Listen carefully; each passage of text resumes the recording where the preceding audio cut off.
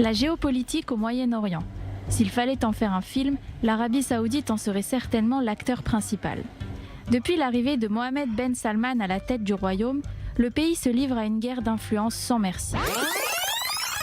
Retour en arrière, en 2011, au moment du printemps arabe. Le Qatar, rival de longue date de l'Arabie Saoudite, est accusé par Riyad et les Émirats arabes unis de soutenir les révolutions populaires, notamment via l'influence de la chaîne d'information Al Jazeera.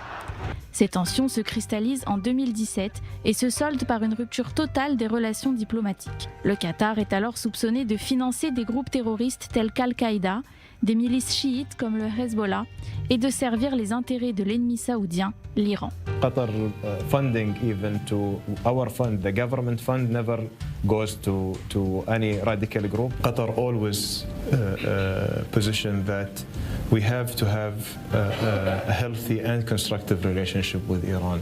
En effet, l'Arabie Saoudite a une ambition, devenir le leader de l'islam sunnite dans la région. Face à elle s'oppose la République islamique d'Iran, fief de l'islam chiite. Une rivalité structurante depuis une trentaine d'années.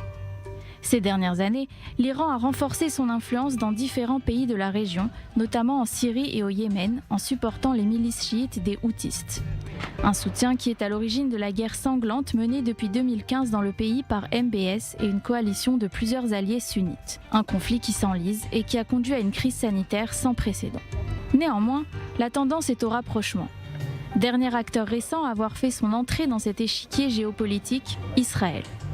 Décidé à marquer un tournant et bouleverser les perspectives de la région, les alliés fidèles de MBS, les Émirats arabes unis de Mohammed Ben Zayed et l'État de Bahreïn, signent en août et septembre 2020 les accords d'Abraham, 2 traités de paix établissant des relations diplomatiques avec l'État hébreu. Si l'Arabie Saoudite n'a pas encore franchi le pas, sans doute par calcul stratégique, les signaux tendent vers une concrétisation prochaine. On se souvient qu'en 2018, MBS avait déclaré avoir des intérêts économiques et sécuritaires communs avec Israël et avait reconnu le droit des Juifs de disposer d'un État.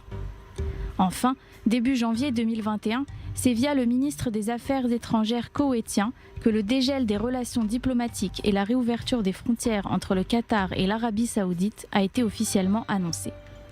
Entre guerre, tournant et stratégie radicale, l'Arabie Saoudite est bien décidée à redistribuer les cartes géopolitiques et surtout rester maître du jeu.